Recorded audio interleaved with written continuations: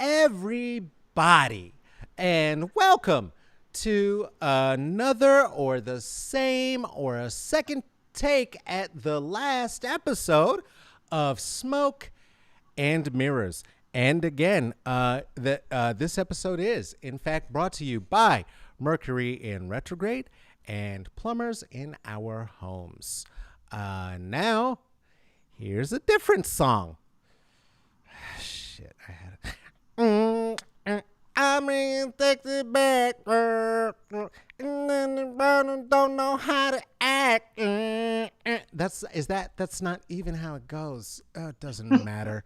All right, whatever. Now here they are, your venerable host, Carlos Karim Wyndham.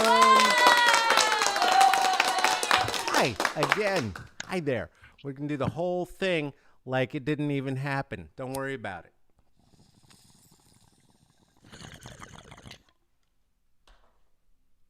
All the special effects, I got them all. They're all here.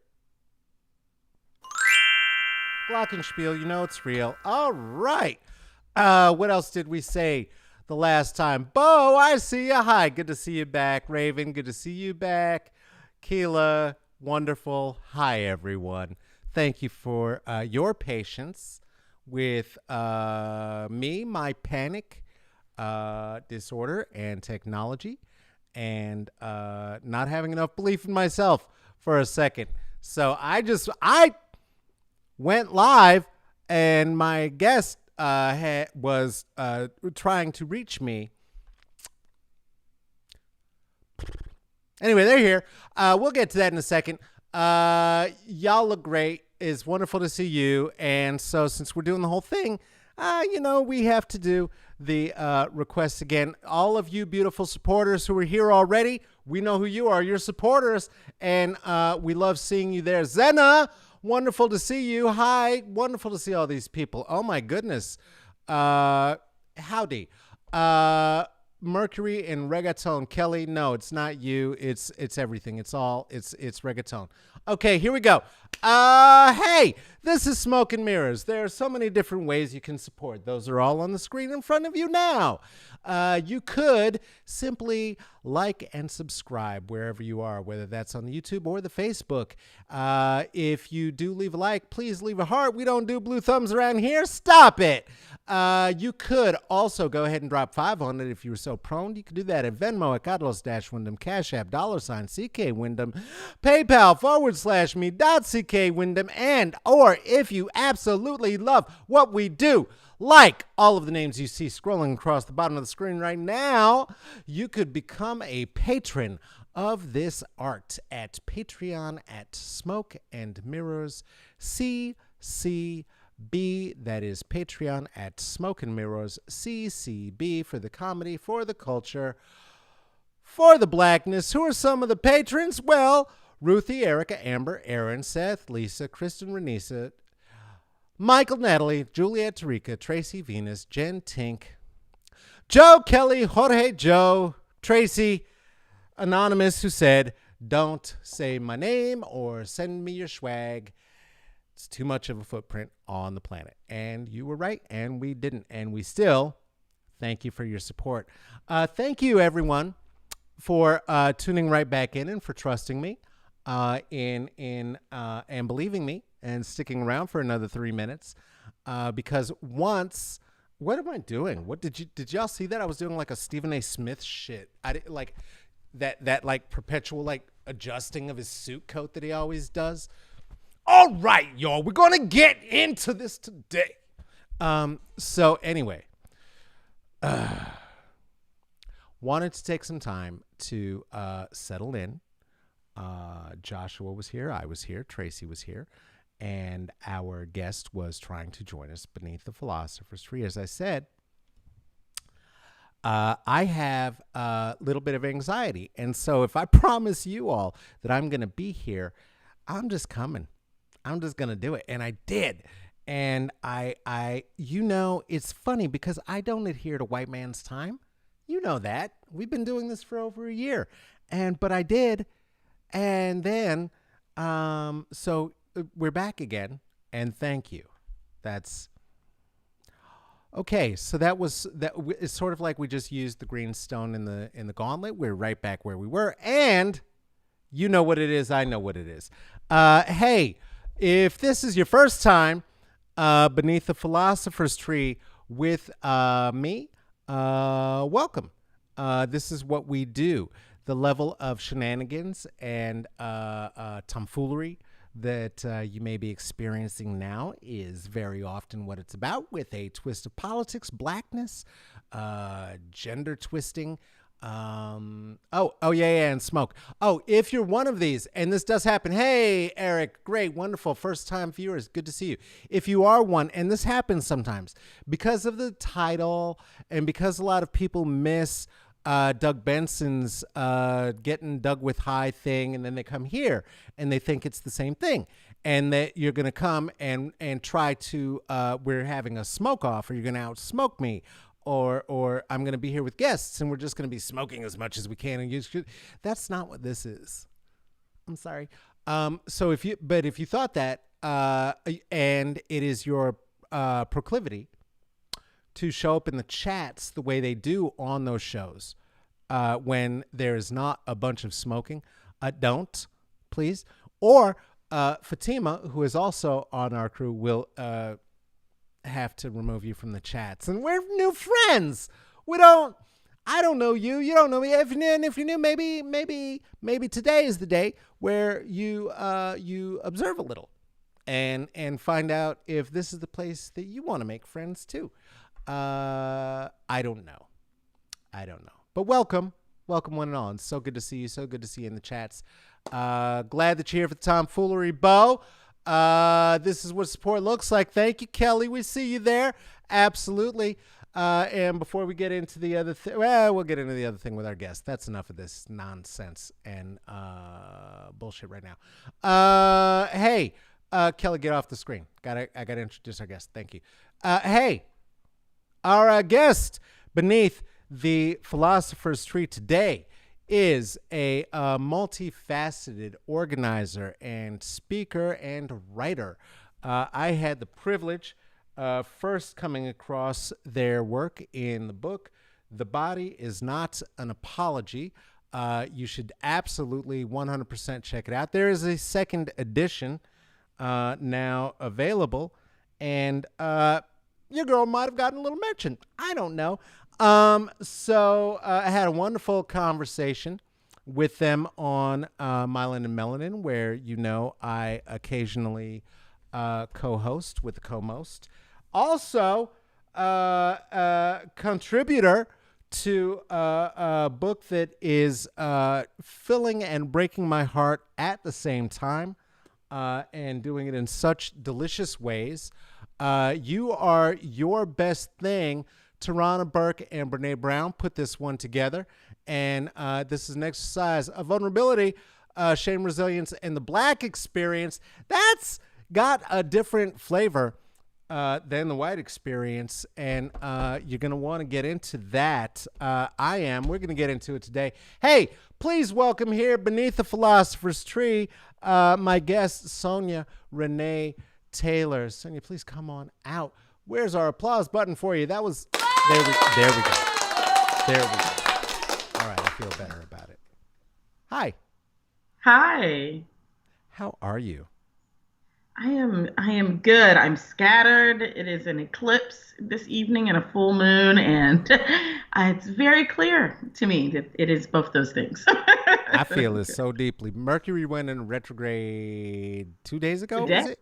Today? Was Is it it David? today? Yeah. Sometime, yes, in the very recent It's a past. globe. It's a globe. It's a globe. Depends on where you are. Thank you so much for being here. It is really, truly a pleasure to get to be in conversation with you again, Thank you. and to experience your work again. So much on my mind. I just want to start at what's right there, which is the essay that you wrote. And in You Are Your Best Thing. Uh, my goodness gracious, I didn't know all the things we had in common. Oh, I was not prepared. like that could mean anything given the nature of that essay. Manzos. Yeah. So I had for about 3 or 4 days before I had gotten to your section in the book because I really wanted to read it as a whole.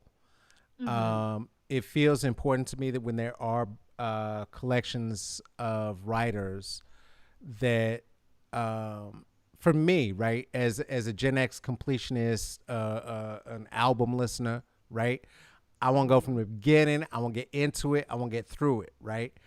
And so I had to get through some things to get there. And then by the time I got there, I was all soft and beat up on the inside already. And I had been thinking about my mama for 3 or 4 days Mm. before I had even read it. And my goodness, you set it off for me. When you were approached about contributing to this, what led you to decide to write from the perspective and in particular about the relationship with your mother that you did? Yeah, so the excerpt that's in the essay is an excerpt from my forthcoming memoir, Hummingbird. Uh, so, Okay. You and know so, I'm yeah. gonna get it. And so the memoir is still very much in works and not out in the Yeah. world in any way. Right. And I was like, it feels, I mean, a book about shame, resilience, vulnerability is, might as well be this memoir. Like all of the story that I'm sharing in the memoir is that. And so Mm. when I got the email asking me to participate, I was like, it this is the work that I want to tell in this space. This is the story I want to tell around this subject matter. And and I also want, like I feel terrified about putting it out into the world. I feel terrified about, what I mean, I was very, very nervous about sharing it, but I was also like, if you're gonna write a whole book on it, boo, you might want to get a taster out and just see how see how it feels and how people receive it. So yeah, Yeah. that's how we got it there. Yeah. What that process of opening up like that, right? Yeah. Speaking with specificity, and I don't want to give away too much, right? Specificity is the soul of narrative. I want people to read the narrative. And I mean this deeply. Anybody who's here under the tree with us, ear hustling and participating today, I truly read it. Oh, also listen to it. Do both. Do both. Do both. You can hear the authors in their own voices. In reading it, one of the things that we share is that we are of a generation where we are stepping into the position of being um, being the elders, right? Mm. As our elders are passing on, um, Mhm. that process of being able to reflect on what those relationships are and how complicated, how nuanced, how sweet, how unnurturing they can often be. Mm. Um, how long did it take you to get? I mean, I know you talked about how it was scary. How long did it take you to get to a place though, where you could actually give voice to it and to begin to see words on paper and make it make sense for you? Yeah, that's a good question.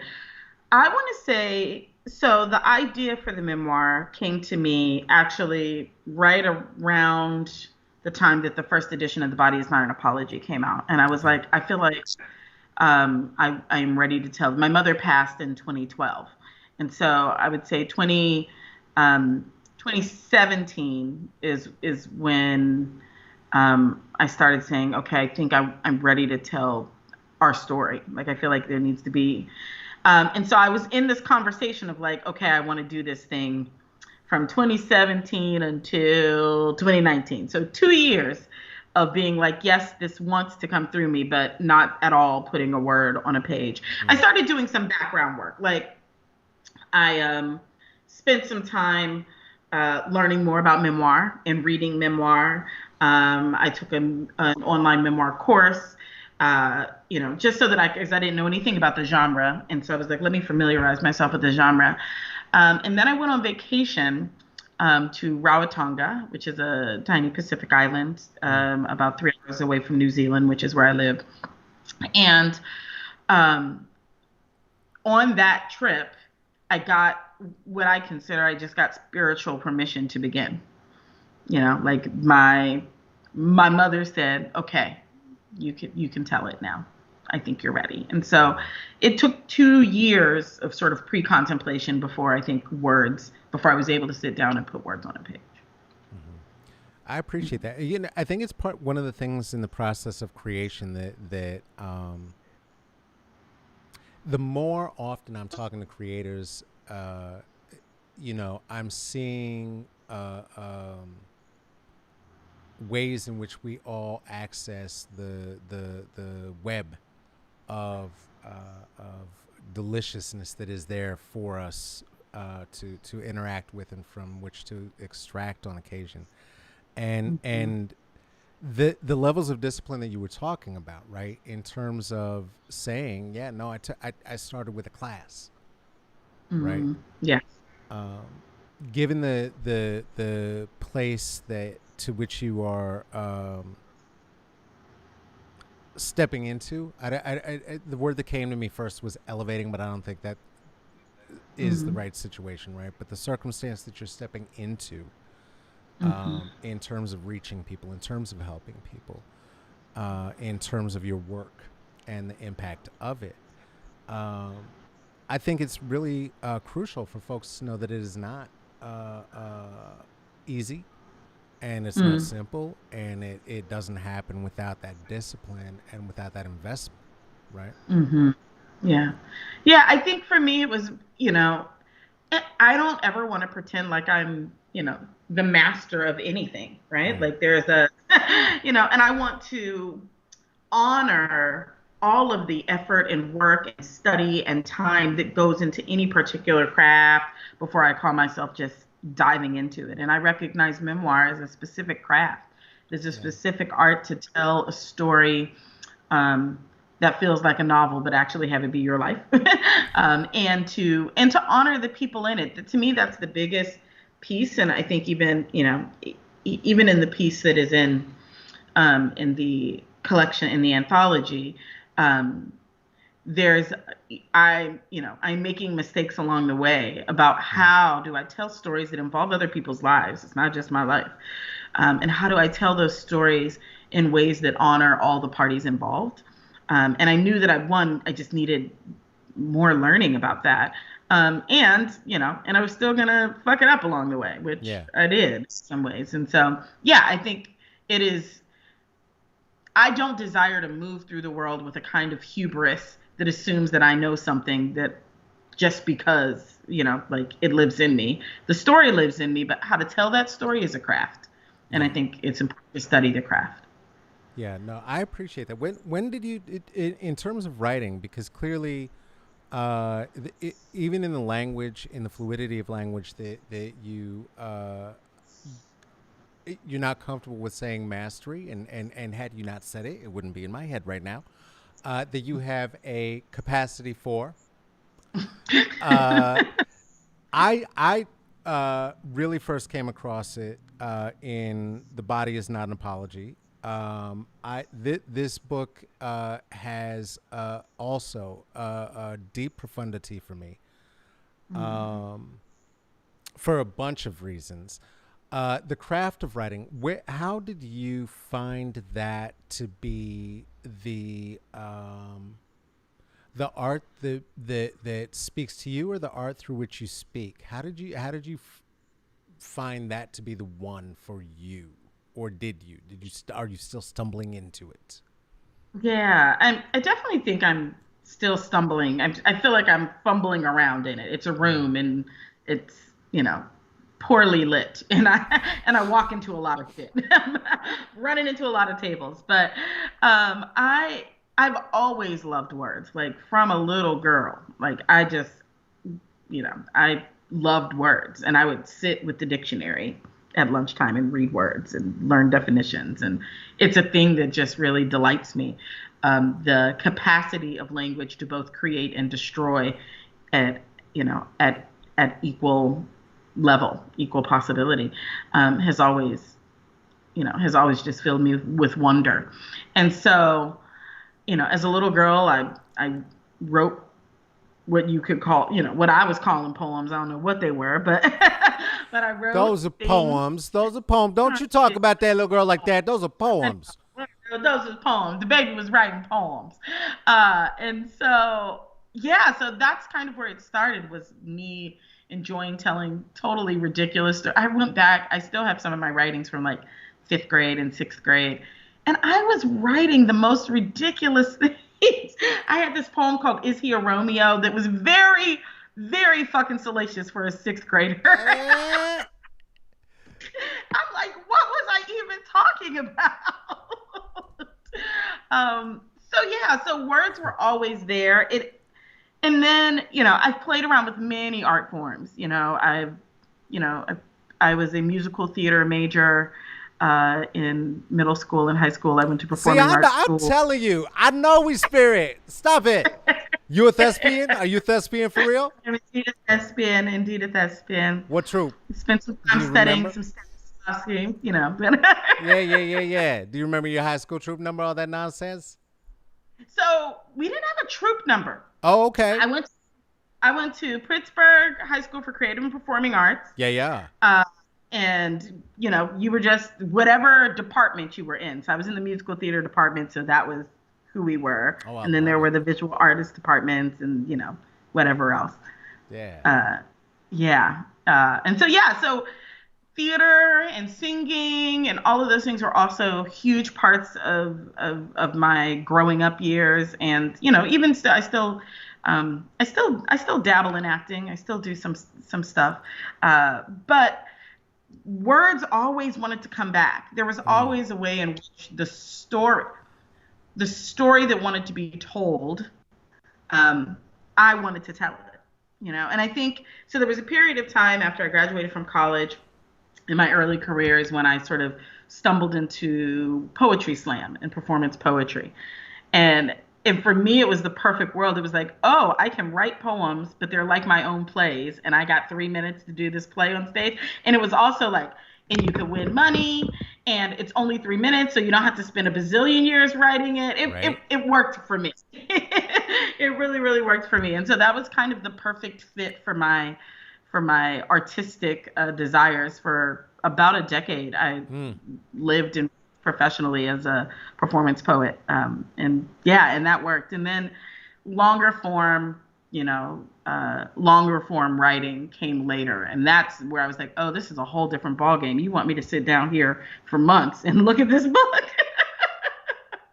But now I still think that for me, it's the most powerful way to do the work without having to be sort of in a codependent relationship with the work, which is an important thing for me to work through.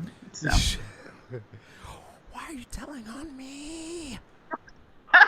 I'm sorry. I didn't mean to be in your business. I'm just in my business. All in my business. I was working.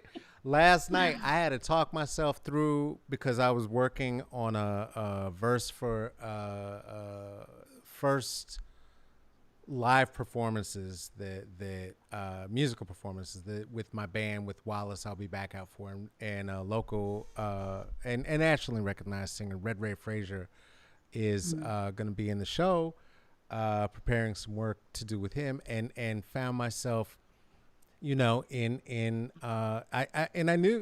I know what it is every time, right? If it's a new joke, if it's a new essay, if it's a new whatever, it's that purgatory of like, oh, you started? Okay, well, I'll let you go in about 2 hours, or you can set a timer. You choose. Man, it's and months. Eesh. Yeah. Wow. Yeah. And you've done this. So, okay. So wait a minute. So you have a first and a second edition. What between the first and the second edition of This Body Is Not an Apology, what is the writing process? What is the editing process, negotiation process with the editors that goes into that? Yeah. And there's also a workbook. So Yeah, right and now of it's a course the 3. workbook, the Yeah. overall So project. Y'all better know. Y'all better know. Look, we're talking about you gotta go, to the website. We're gonna get all the yeah. links. We're gonna do all the things in a minute. But Yeah. for the purposes So of the writing. yeah, and so I mentioned the workbook because all of it was sort of a package deal in the way that they pitched me. When they sent me, when my publisher said, "Hey, would you be interested in doing a second edition?" And I was like, I mean, how come? Why? Ah, ah. First edition was hard enough. Why would I What you do this saying? What again? wrong with my first Uh, one? The first one was right. I was good. like, what's wrong Shut up. with the first one? And then they were like, ask your community what it is that they want to know more about. And the truth was that after the first one, people were sharing what it Mm, was that they wanted to know more about. People were mm, saying, "Oh, I really want to dig deeper into like how does it connect with social justice stuff and like how do I take action in those areas?" And people were like, "I want to do deeper work around these tools that you put in here." And so it made sense after they suggested it, and I did a little bit of surveying my community. People were like, "Yes, there is more work here. There's more work to be told." And mm. because I come from the background of slam poetry, I'm concise. There are people who are like, "No, I need 500 pages to tell this story." I'm like, "I promise I can tell it in 125." You know what I mean? And so, it was an opportunity to kind of just be a bit more expansive. And so when they messaged me and said, "All right, will you do the second edition and do a workbook?" Yeah. And so it was kind of an overhaul of saying, all right, the last chapter in the first edition was these 10 tools, this practical way to apply this work. We're going to take all of that out and we're going to expand it, and that will become the workbook. Mm. So there will be activities, there will be, all kinds of, affirmations and things to think about, and we're going to really make that a thing that people can do themselves. And then in this place where that last chapter was, we're going to answer this question of what does this mean? What is now we've talked about my relationship with myself. How do we start talking about my relationship with other bodies and how that impacts the larger world of equity and justice and oppression and all of those things? And so that was really what we directed our attention to in that last chapter, while also saying there are other tidbits along the way that have been really important and illuminating aspects. So for example, when I talk about myelin and melanin in our conversation, then it was such a, like, in that podcast, I was like, right, there's an entire way in which we think about taking up space that I thought about for a long time. And here's this wonderful anecdote. Yes, let's bring that in. Oh, there are other people doing some amazing writing that I think weaves into this. Let's bring those things in. And so it was about being more expansive and then also saying, we've done step 1, which is what is my relationship with my own body? Step 2 is what is my relationship with other people's bodies and how does that relate to these systems and structures of oppression? And so that was the goal of the second edition. Telling all my business. I love it. I love it. I love it. Your I'm going to family. take a little walk really Oh, let's quickly go. to close my Let's go. door. Hey, listen, it like that. Anybody who is not here for the Spike Lee shot, you ain't you in the not right place. Right. We we giving you the full black experience today. That's all it Yes. is. Getting all of it today. Every single piece, all that nature. So okay, so now I'm gonna ask you this: since you just showed us your glorious estate, where are you now? Because you I just am relocated and did a whole thing. I am. I'm in Derry Flat, New Zealand, which is just outside of Auckland. Um, it's still considered Auckland. Um, it is like 25 minutes from downtown, and yeah, on the North Island of New Zealand. I'm being terrible. I'm straight doing like Ari Fleischer. I'm straight just looking at you, not looking at the camera at all. I'm like, ooh, what you doing? That's the worst. I'm so sorry, y'all. So, I mean, I can imagine 1,000 things, and I certainly Saw one or two of the IG posts you had done, and I know we'll talk about how we're migrating those as well. Want to make sure Yeah. that the folks are up on that. But share with us, if you would, what New Zealand is not a short distance It's uh, not.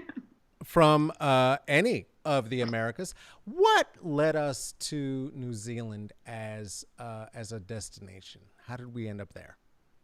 I don't know Yeah. why I'm talking. Well, who is we? What the fuck was that? That got so like Langstonian. Did you hear that shit? That was nuts. How'd you end up in New Zealand? That's what I'm trying to say. Jeez. I'm here for the royal we. I love the Okay. we, All and right. Okay. when people ask me my pronouns, I say she, her, and we when I talk about me and my ancestors, and I'm often talking about me and my ancestors. Thank And you. we definitely ended up in New Zealand, so that works. Okay. All right. That's what it was then. That's what I'm gonna say. It was. That's what it was. Absolutely. I came to New Zealand for the first time in 2009. I got invited for a writers festival, and I fell in love. I was like, this place is magical. I'd met two people from here in my travels as a poet. Uh huh. Um, and so, yeah, I came to this festival in 2009, and I was like, that place is magic. I love it. And I think I was moved by a couple of things. I was moved by the presence of the indigenous culture in such a, like, as a, what felt like a very, at the time, felt like a very and unusually integrated part of the identity of New Zealand. I was invited to a pulpity, which is a Maori welcoming ceremony. And I was also moved that there were aspects of the culture that were so alive. There was language that was alive. There were, traditions and customs that were alive, and like they weren't some like special place you had to go and see them. It was like, oh, I got off the airplane, and it said, Harimai, which is welcome. Harimai Namai. And I was like, oh, and then, there were these beautiful carvings, and I was like, oh, this is a very colonized, incredibly white nation, but I don't feel like that's what I'm being welcomed into, right? Right. So there was something really beautiful about that. And there was also something really tender about, it made me very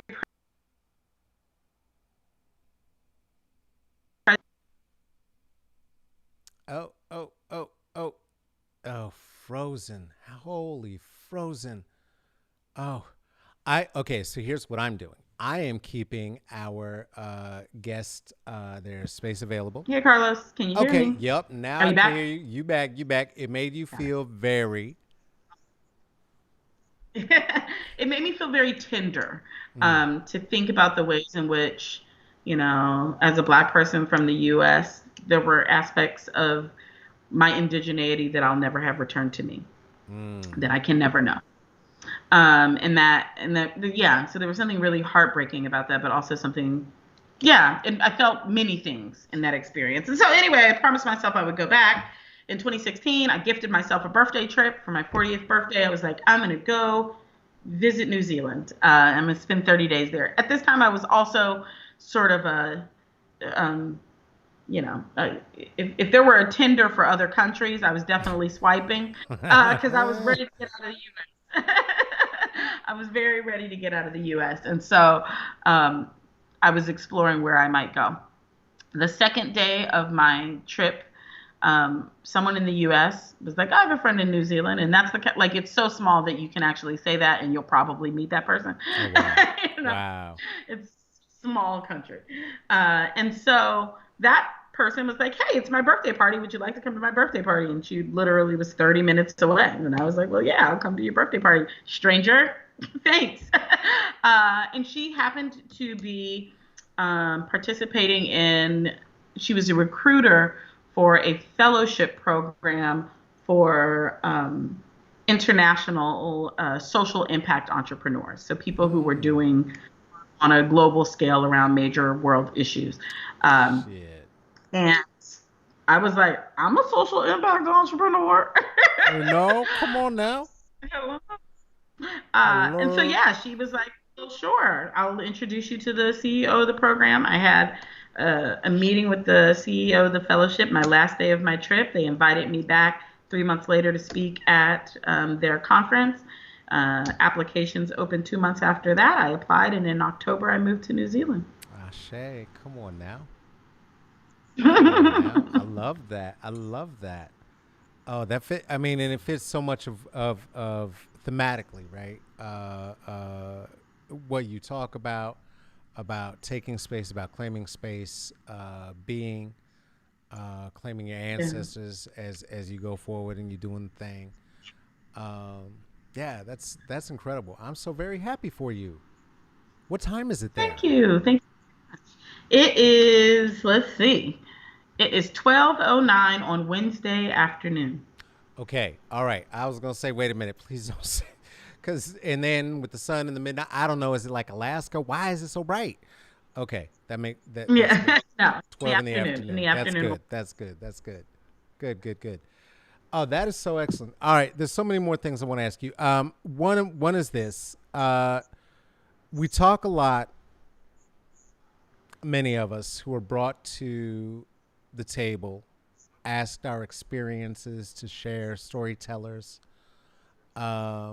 about uh, from a frame that people see the work that we do as having success. And one of the things that I don't think gets enough airtime, and I was starting to talk to it a little bit earlier, is the struggle that it does take, right?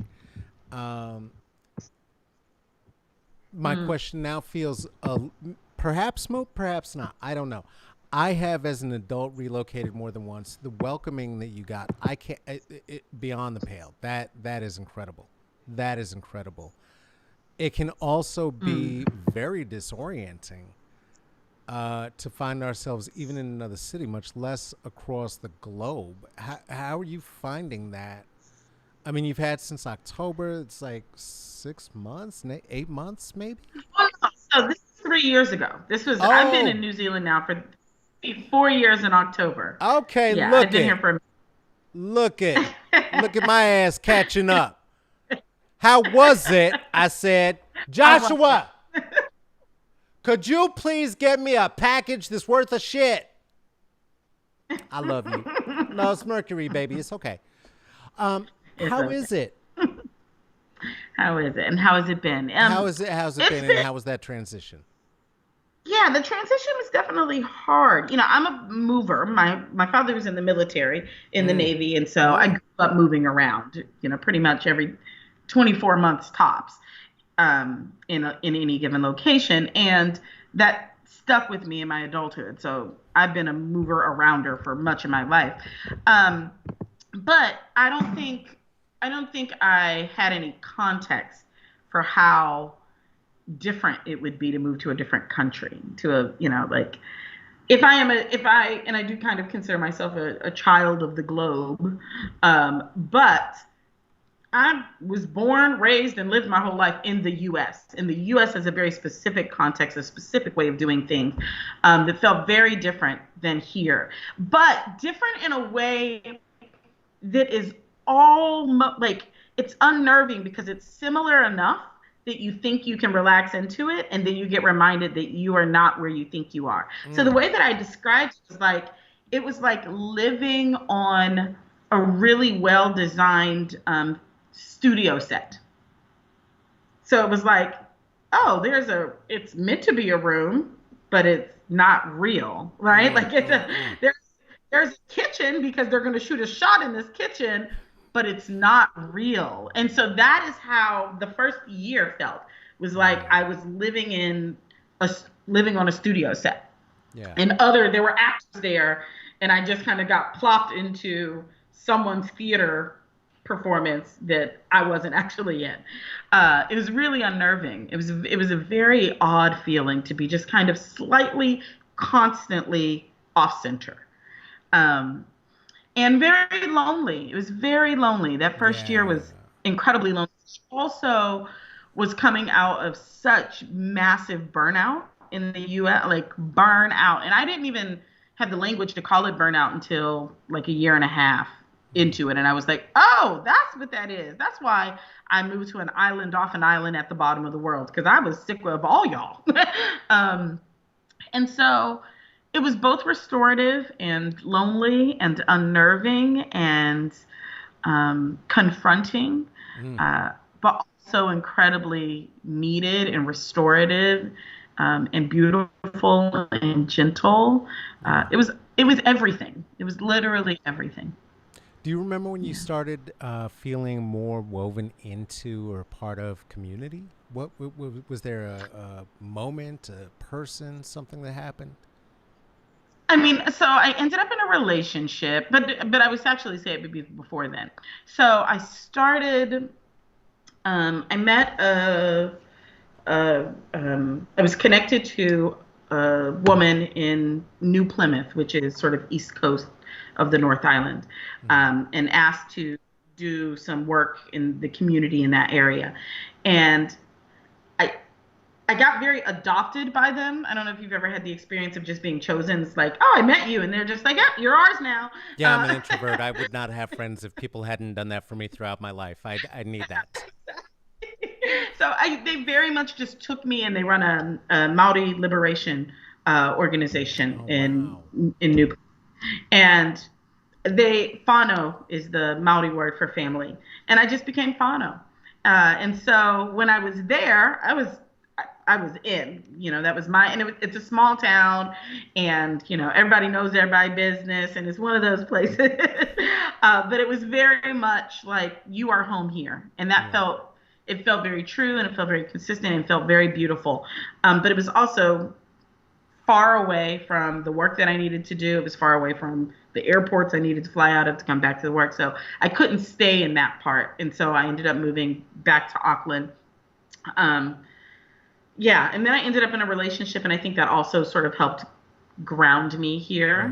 Hmm. Hmm. Um, and feel connected. My ex was a Kiwi, and so this was their land. They had been here forever, and so that also helped. And I think those two stabilizing factors, that relationship at the time, and that family experience, gave me enough ground to be like, okay, I can start going out and seeking new things. I can start making connections.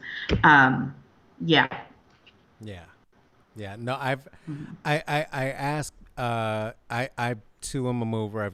This is. I'm now in Portland, Oregon. This is the second, uh, at least state move that I've done as an adult, right? And so spent a good deal of time in the Bay in Oakland, and then coming back up here, and had been flying quite a bit from a job prior to the zombie apocalypse of COVID-19, Mhm. and have found myself very stationary for a year. Have you been finding grounding over this past year? I know it's completely different in terms of response, in terms of care, community care.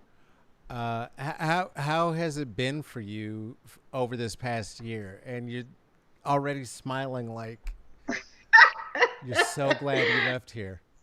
Well, so I'm smiling like something must really be wrong with me, because in June of last year I went back to the U.S. Uh, so I was in the U.S. from June, or July 15th of 2020 Oh until wow. February 21st of 2021.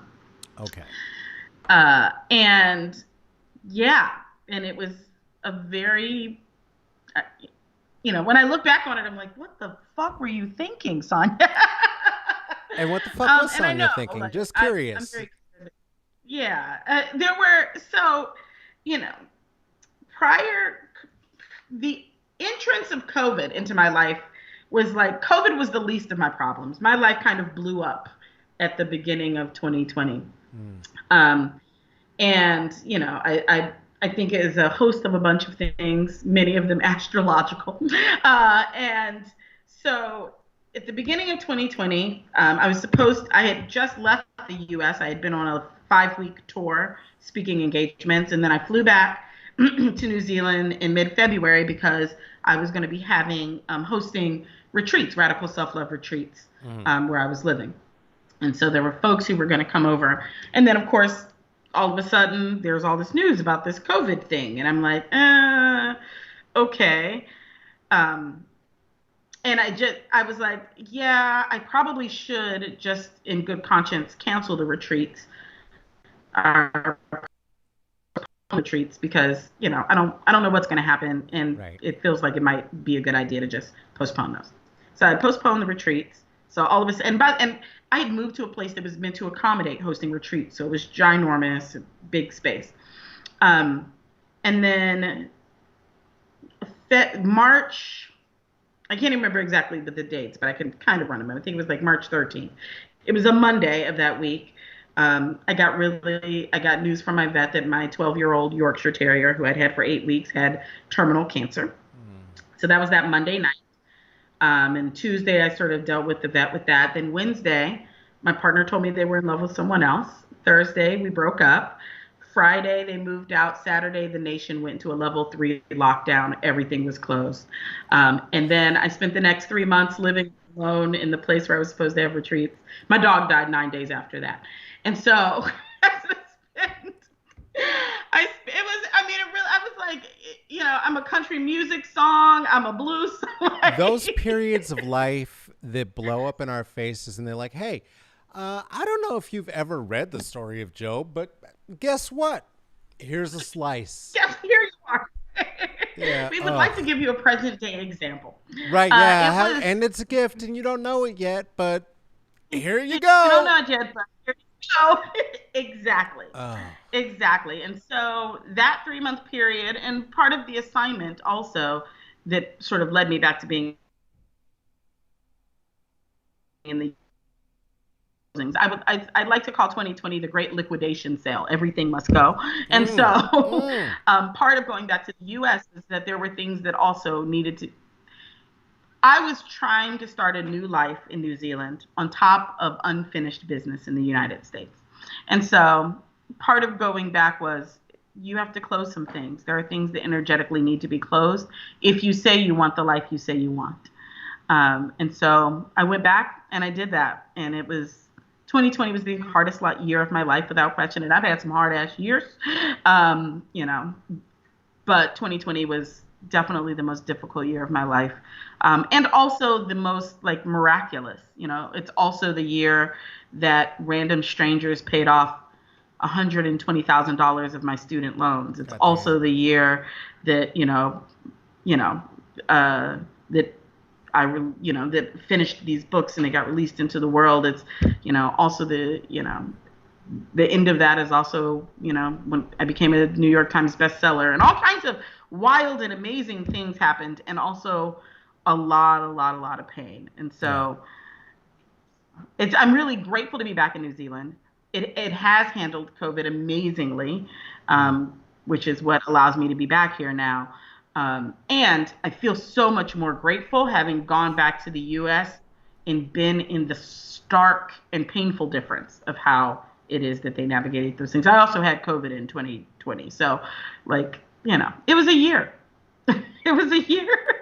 Hey, you can't you can't have all the things, Sonya. Come on. I also had a nearly fatal car accident. Yeah, no, 2020 was a God year. damn. Yeah, it was a God year. damn. So, okay, how's your body? I mean, because I know I've been in car accidents, it's the big things, and you get in them Yeah. things, you're rocked. Like, that's a couple years Yeah. of like, okay, what we gonna do? Yeah. No, I mean, again, like I said, just like you said, it's like Job, you don't know it's a blessing, but trust us.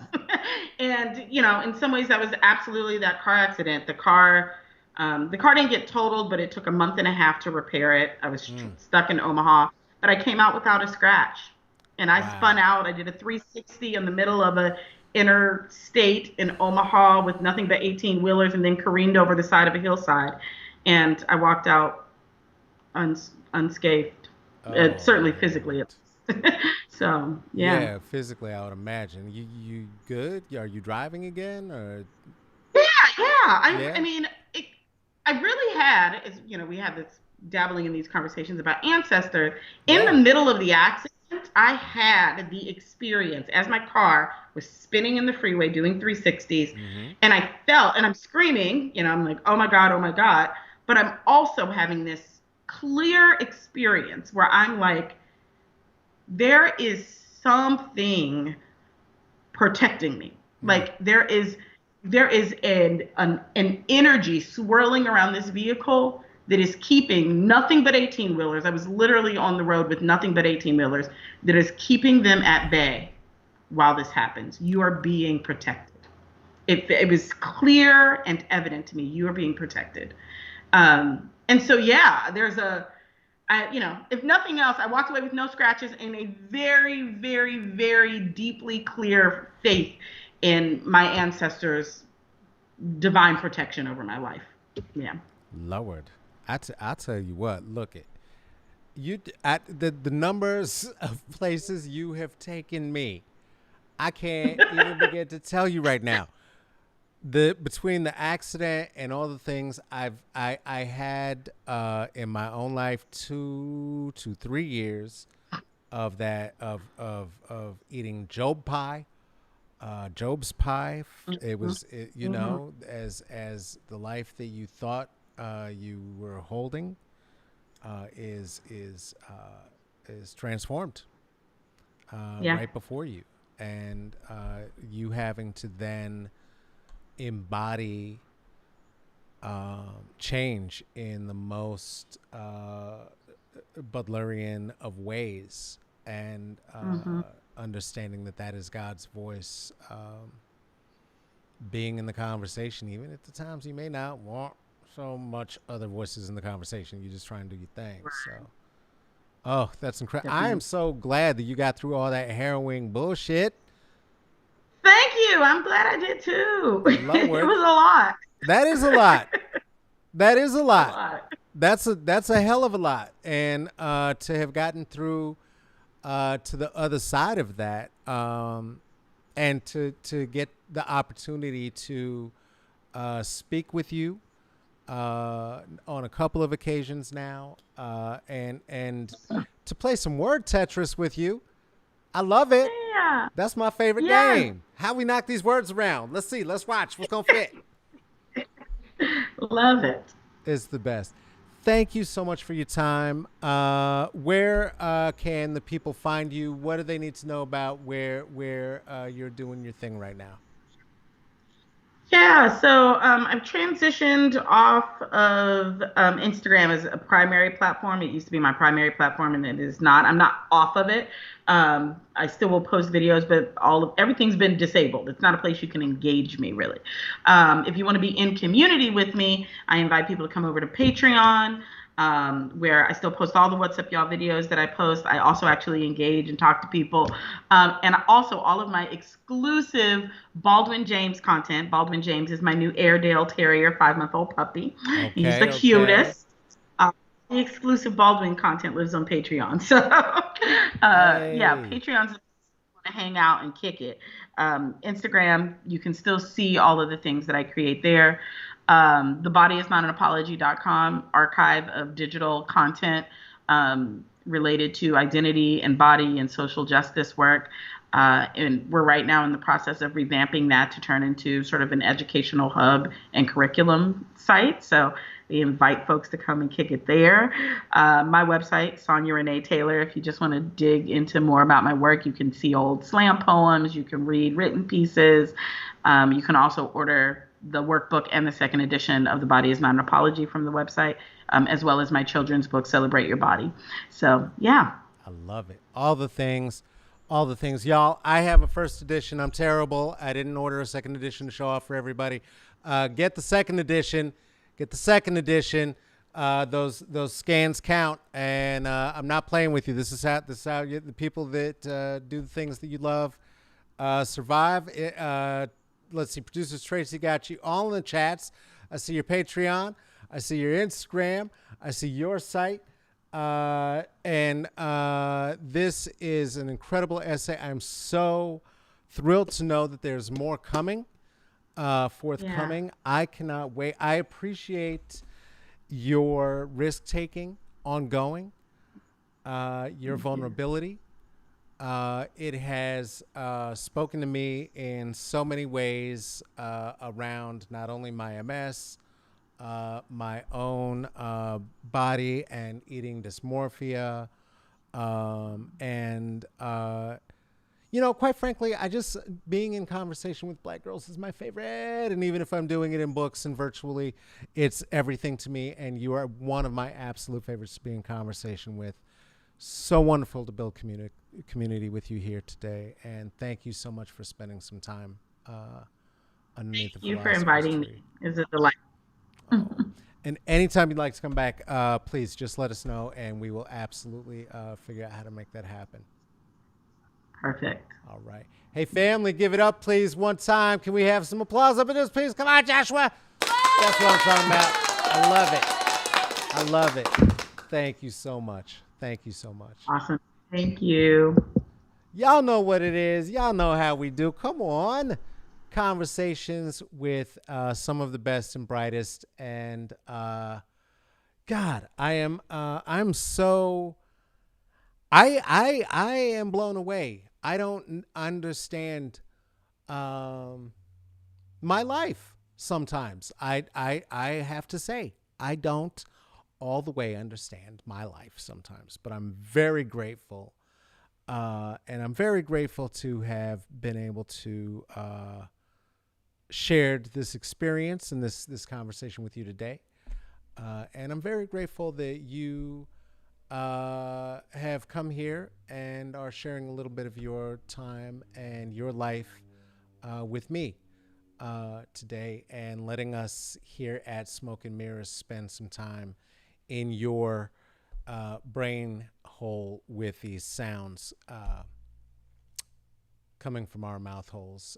These were just some ideas about some things we might be able to do, and hopefully would find some meaning. And the longer we keep doing it, the more meaning I keep finding. That was wonderful. That was wonderful. Again, the books are The Body is Not an Apology, and there is an anthology with a wonderful contribution, an anthology put together by Tarana Burke and Brene Brown. You Are Your Own Best Thing. This is an incredible, incredible compilation. Really, it's a lot of writings from a lot of thinkers, authors, writers that you may know if you've been here under the tree for the past year, who are applying Brene Brown's ideas to a very particularly black experience, which may have been the only thing that was missing from that for us. And I do look forward to seeing it show up from multiple experiences going forward. But just great, just great. Patience, right? Had I not played the white man's game with the clock, then, well, there wouldn't be two Smoke and Mirrors' episodes today. And since I've spoken about them both so much, Joshua, I guess we'll have to leave them here. Yeah. Hey, I heard you laugh when I shouted about the package. I know. The people don't know. You know it's love. Hey, be kind to yourself. Be kind to the people around you. Thank you so much for joining us. And I guess we did a show. So, Tuesday. Well, I'll be back Thursday, obviously. Tuesday next, I'm going to be here with Bad Dominicana from Twitter. What? Yup. Hey, this has been Smoke and Mirrors. Thank you so much for joining us for this thrilling conversation with Sonya Renee Taylor. If you like what we do here, there are so many ways you can see us and support us. You can check us out at IG Smoke and Mirrors CCB. That is for comedy, culture, and blackness. You can check us out at Twitter, Caballo Negrito. That is just me over there.